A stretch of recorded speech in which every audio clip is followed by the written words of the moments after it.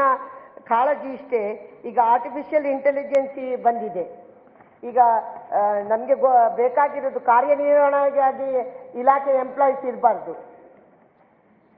ಕಾರ್ಯನಿರ್ವಹಣೆ ಮಾಡಲಿಕ್ಕೋಸ್ಕರ ಇರುವಂಥದ್ದು ಎಂಪ್ಲಾಯೀಸ್ ಅಲ್ಲಿ ಇಲಾಖೆಗೋಸ್ಕರ.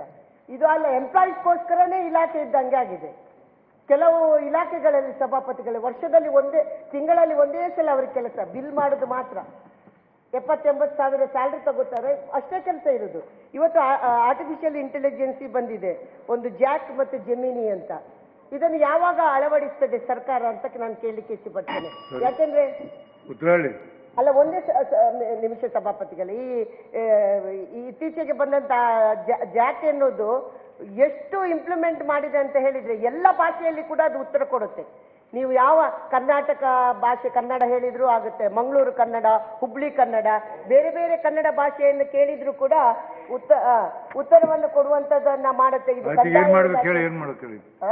ಏನ್ ಮಾಡ್ಬೇಕು ಹೇಳಿ. ಈಗ ಅದನ್ನ ಆ ಸಾಫ್ಟ್ವೇರ್ ಅನ್ನು ಯಾವಾಗ ನೀವು ತರ್ತೀರಿ, ಇದರಿಂದ ಎಷ್ಟು ಉಳಿತಾಯ ಆಗುತ್ತೆ ನಮ್ಮ ಇದಕ್ಕೆ. ಉದಾಹರಣೆ ಈಗ ಕಂದಾಯ ಇಲಾಖೆಯಲ್ಲಿ ಯಾವಾಗ ಬರುತ್ತೆ? ಈಗ ಮೇಡಮ್ ಒಂದು ಬಹಳ ಪ್ರಮುಖವಾದ ಪ್ರಶ್ನೆ ಕೇಳ್ತದೆ. ನಾವು ಆಯ್ತು, ಈಗ ಹೊಸ ಯುಗ ಆರ್ಟಿಫಿಷಿಯಲ್ ಇಂಟೆಲಿಜೆನ್ಸ್ ಹೋಗ್ತಾ ಇದ್ವಿ. ದೇಶದಲ್ಲೇ ಪ್ರಪಂಚದಲ್ಲೇ ದೊಡ್ಡ ಚರ್ಚೆ ನಡೀತಾ ಇದೆ.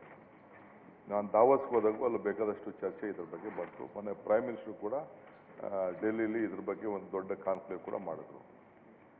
ಈಗ ಕೋರ್ಟಲ್ಲೂ ಕೂಡ ಕೆಲವು ವಿಚಾರ ಬಂತು. ಕೋರ್ಟಲ್ಲಿನೂ ನಾವು ಇದನ್ನು ಯೂಸ್ ಮಾಡಬೇಕು ಕೋರ್ಟಲ್ಲಿ ಅಂತ. ಈಗ CBSE ಅವರು 3ನೇ ತಾರೀಕಿಗೆ 3 ಸ್ಟ್ಯಾಂಡರ್ಡ್ ಟು ಹೈಸ್ಕೂಲ್ವರೆಗೂ ಅದನ್ನು ಸಬ್ಜೆಕ್ಟ್ ಸೇರಿಸ್ಬೇಕು ಅಂತ ಹೇಳಿದ್ದಾರೆ. ಈಗ ನಾವು ಗೌರ್ಮೆಂಟ್ ಅವರು ನಾವು ಮನುಷ್ಯರು ಮಾಡಿದ್ನೇ ಇನ್ನು ನಾವು ಏನು ಅನ್ನೋದನ್ನ ಸ್ಪೆಸಿಫಿಕ್ ಆಗಿ ಮಾಡೋಕ್ಕಾಗ್ತಾ ಇಲ್ಲ. ಇದೆಲ್ಲ ದೊಡ್ಡ ರಿಸರ್ಚ್ ಆಗಬೇಕು. ಯಾವುದೇ ಆಗಲಿ ಗೌರ್ಮೆಂಟು ಯಾವುದಾದ್ರು ಒಂದು ತೀರ್ಮಾನ ತೆಗೆದುಕೊಳ್ಬೇಕಾದ್ರೆ, ಒಂದು ಡಾಕ್ಯುಮೆಂಟ್ ತೀರ್ಮಾನ ಮಾಡಬೇಕಾದ್ರೆ, ಒಂದು ಪ್ರಿಸ್ಕ್ರಿಪ್ಷನ್ ತೀರ್ಮಾನ ಮಾಡಬೇಕಾದ್ರೆ ಒಂದು ರಿಸರ್ಚ್ ಆಗಬೇಕು. ರಿಸರ್ಚ್ ಆಗದೆ ಇದ್ರ ಬಗ್ಗೆ ನಾವು ತೀರ್ಮಾನ ಮಾಡೋಕ್ಕಾಗಲ್ಲ. ಎನಿ ಟೈಮ್ ಈಗ ಇವ್ರು ಬೇಕಾದ್ರೆ ನಿಮ್ಮ ಕೌನ್ಸಿಲ್ ಚೇರ್ಮನ್ನು ಎಲ್ಲ ಇರೋಂಥ ಡಾಕ್ಯುಮೆಂಟ್ನೆಲ್ಲ ಕಂಪ್ಲೀಟ್ ಸ್ಕ್ಯಾನ್ ಮಾಡಿಸ್ಬಿಟ್ಟು ಬುಕ್ಕು ಡಾಕ್ಯುಮೆಂಟ್ ಹಾಕಿದ ಮೇಲೆ ತಾನೇ ಬರೋದು. ಈಗ ಕಂಪ್ಯೂಟರ್ ಬಂದಾಗ ಕಂಪ್ಯೂಟರ್ಗೆ ಎಲ್ಲಿ ಬರ್ತದೆ information? If the property has been loaded inside it will get it. So ಹಂಗೆ ಆರ್ಟಿಫಿಷಿಯಲ್ ಇಂಟೆಲಿಜೆನ್ಸ್ ಕೂಡ ಅದು ಏನು ಹೊಸದಾಗೇನು ತಯಾರು ಮಾಡೋಕ್ಕಾಗಲ್ಲ. ನೀವೇನು ಲೋಡ್ ಮಾಡ್ತೀರೋ ಅದನ್ನ ಈಚೆ ಬರ್ತದೆ ಅಷ್ಟೇ.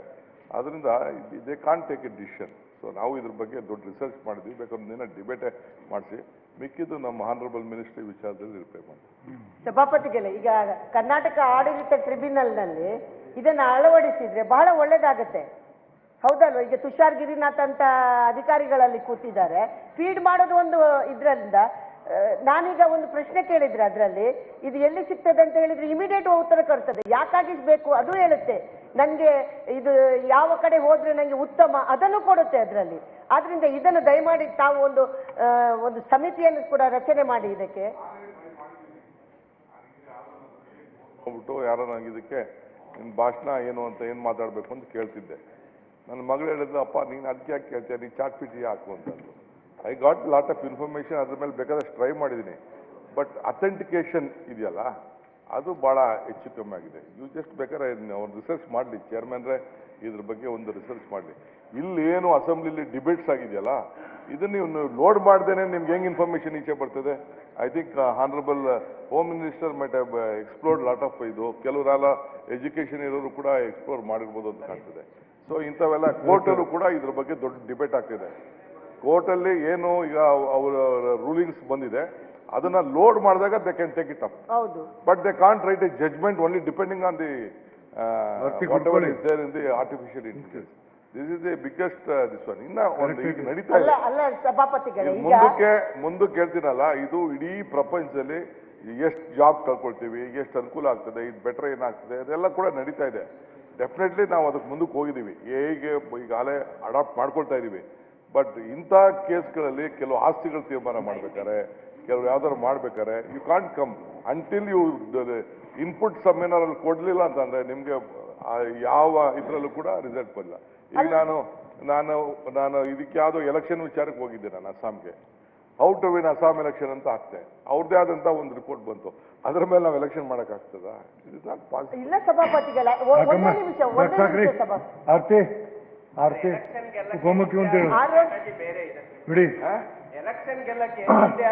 ಕೂಡಪ್ಪ ನೀವಲ್ಲಿ ಹಾಕಿ, ನೀವು ಇಲ್ಲಿಂದ ಹೊರಗಡೆ ಹೋಗೋಣ, ನೀವು ಇಲ್ಲಿ ಕೂತ್ಕೊಳ್ಳೋಣ, ಹೊರಗಡೆ ಹೋಗೋಣ. We both will sit here. ಇಲ್ಲೇ ಬನ್ನಿ, ಫೋನ್ ಇಲ್ಲೇ ಉಪಯೋಗಿಸಂಗಿಲ್ಲ. ನೀವು ಅಲ್ಲಿ ಕೂತ್ಕೊಳ್ಳೋಣ, ಹೊರಗಡೆ ಕೂತ್ಕೊಳ್ಳೋಣ. ನೀವೇನ್ ಹೇಳ್ತಾರೆ ಗೊತ್ತಾ? You go to Karnataka model, you will win Assam election ಅಂತಾರೆ. ಹಂಗೆ ಮಾಡೋಕ್ಕಾಗ್ತದ?